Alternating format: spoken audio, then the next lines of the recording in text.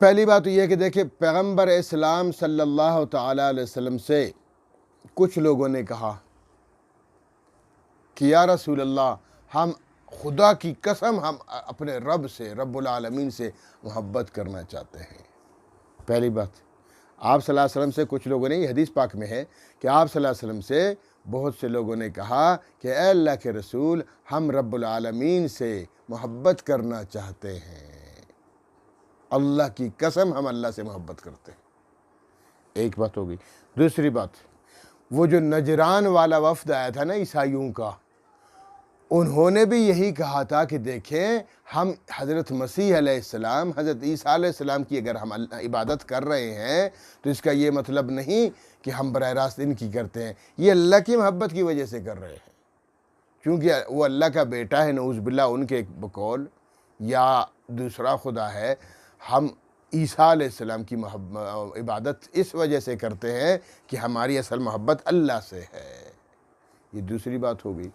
اور تیسری بات، مشرکین مکہ بھی کہا کرتے تھے، انہوں نے بھی یہی کہا کہ ان سے جب کہا گیا کہ یہ بتوں کی پرستش چھوڑ دو، ان کی پوجا پاٹ چھوڑ دو، اللہ رب العالمین کی عبادت کرو، تو انہوں نے کہا بھئی ہم بھی تو اللہ کی محبت کی وجہ سے ان بتوں کی عبادت کرتے ہیں،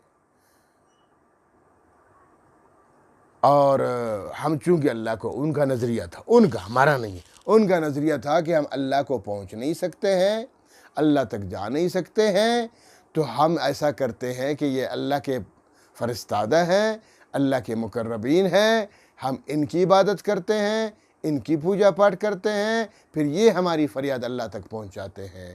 آج کل کے ہندوؤں کا بھی یہی مذہب ہے، وہ بھی یہ بتوں کی عبادت کرتے ہیں، اس نظریے پر کرتے ہیں کہ یہ ہماری فریاد رب تعالیٰ تک پہنچاتے ہیں۔ یہ تو غلط نظریہ ہے۔ بھئی اللہ تو کوئی ہماری طرح انسان تھوڑی ہے کہ جیسے کہ بادشاہ ہوتا ہے کہ جناب بادشاہ سب کی بات تو نہیں سن سکتا ہے، وہ ایک ہوتا ہے اور باقی لاکھوں لوگ ہوتے ہیں، کیسے اس کی بات سن سکتے ہیں؟ اس لیے اس کے وزیر ہوتے ہیں، اس کے مشیر ہوتے ہیں، اور اس کے جناب دوسرے ہمدرد ہوتے ہیں، ان سے پھر لوگ کام کرواتے ہیں۔ اللہ ایسا نہیں ہوتا۔ اللہ پوری کائنات کی تمام خواہشات کو بیک وقت پورا فرما سکتے ہیں، وہ تو رب العالمین ہے، اور وہ فرماتے ہیں کہ نحن اقرب الیہ من حبل الورید، میں تو تمہاری شارک سے بھی زیادہ تم سے قریب ہوں، تو پھر کیا ضرورت ہے مزاروں پہ جانے کی؟ کیا ضرورت ہے جناب بتوں کو پوجا کرنے کی؟ کیا ضرورت ہے جناب بڑی شخصیات کی عبادت کرنے کی؟ لہٰذا غلط بات ہے، اللہ کو پکارا کرو، اللہ تمہاری شارک سے بھی زیادہ قریب ہے۔ تو یہ تین بندوں نے یہ بات کی۔ مسلمانوں نے کہا کہ یا رسول اللہ ہم اللہ سے محبت کرنا چاہتے ہیں۔ عیسائیوں نے کہا، نجران والوں نے کہا کہ ہم عیسیٰ علیہ السلام کی بات اس لیے کرتے ہیں کہ اصل محبت اللہ کی ہے، اللہ کی محبت کی وجہ سے کرتے ہیں۔ مشرکین مکہ نے بھی یہی کہا کہ ہم بتوں کی پوجا پاٹ اللہ کی محبت کی وجہ سے کرتے ہیں۔ تو یہ آیت کریمہ نے سب کو جواب دے دیا۔ اللہ سے محبت کرتے ہو عیسائیوں، مسلمانوں، تم اللہ سے محبت کرتے ہو نا، تو اللہ کے رسول کی پیروی کرو۔ میرا اللہ فرماتے فارمولہ یہی ہے کہ میرے نبی کی اطاعت کرو، میں نے تمہارے لیے ایک اسوہ حسنہ بھیج دیا ہے، ایک آئیڈیل بنا کر بھیج دیا ہے، اب اس آئیڈیل کو اپنا لو، ان کے نقش قدم پہ چلو، ان کی فرمانبرداری کرو اور ان کی اطاعت و پیروی کرو، بس میں یوں سمجھوں گا تم نے میری پیروی کی ہے۔ تو اگر تمہاری محبت مجھ سے ہے تو میری بات مارو، میرے پیغمبر کی اطاعت کرو۔ اور عیسائیوں سے بھی یہی کہا گیا کہ عیسیٰ علیہ السلام کی عبادت نہ کرو، وہ اللہ کا بندہ ہے، عبادت تو اللہ کی ہوتی ہے۔ اگر اللہ سے محبت ہے تو پھر میں اللہ خود فرماتے ہیں کہ محمد صلی اللہ علیہ وسلم کی اطاعت کرو، ان کا کلمہ پڑھو، جب ان کا کلمہ پڑھو گے پھر ان سے محبت بھی کرو، ان کی اطاعت بھی کرو، ان کی فرمانبرداری بھی کرو۔ جب ان کی فرمانبرداری کرو گے تو پھر یوں سمجھا جائے گا کہ تمہیں واقعی اللہ سے محبت ہے۔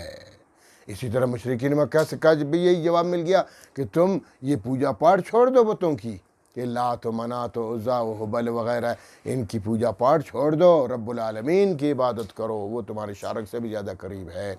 اب کیسی عبادت کرو، آئیڈیل ہے محمد صلی اللہ علیہ وسلم، ان کے مطابق کرو، محمد صلی اللہ علیہ وسلم کی طرح کرو، بس جناب یوں سمجھا جائے گا کہ تم اللہ کی عبادت کر رہے ہو۔ محمد کی اطاعت اللہ کی اطاعت ہے، من یطع اللہ من یطع الرسول فقد اطاع اللہ، جس نے رسول کی اطاعت کی سمجھو اس نے اللہ کی اطاعت کی۔ اللہ خود فرما رہے ہیں، بس بات ختم ہو گئی۔